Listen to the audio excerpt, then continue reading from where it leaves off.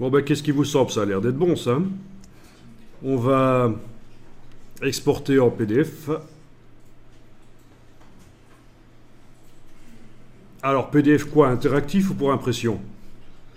Ben, il se trouve que le même document peut servir pour l'impression et de PDF interactif aussi. Mais l'interactivité est assez limitée dans les PDF pour l'impression.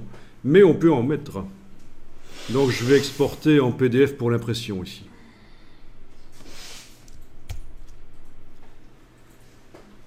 Et bon, tout doit être réglé correctement ici normalement, mais on va passer outre. En tout cas, dans la partie générale, on va passer outre parce qu'on n'a pas le temps de régler à chaque fois. Ici, il faut absolument cocher hyperlien pour que les hyperliens soient inclus au document PDF pour l'impression.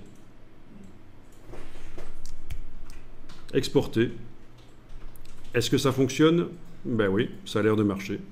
J'ai juste un problème, c'est que la cible d'hyperlien apparaît chaque fois au-dessus de la page et le top qui sert à remonter n'est pas visible. Je vous remontre.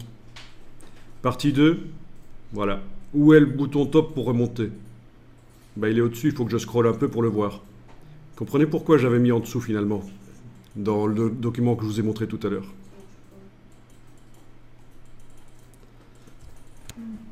Donc voilà, ça termine cette partie-là. Sur les encres, enfin non, ça termine pas vraiment parce que vous allez voir qu'elles nous servent aussi à voyager d'une page à l'autre quand on est dans un document PDF.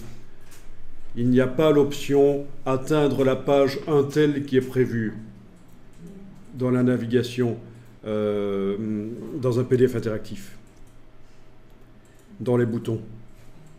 On l'a pour les sites SWF, mais pas pour les PDF interactifs, et donc il faut ruser et utiliser les encres de texte pour arriver à passer d'une page à l'autre. Vous voyez, si j'avais un menu, une table des matières, et que je puisse, en cliquant sur un bouton, aller directement à telle ou telle page. Ça, c'est pas prévu dans le PDF interactif normalement. Page suivante, page précédente, c'est prévu, mais pas aller à une certaine page qui porte tel numéro.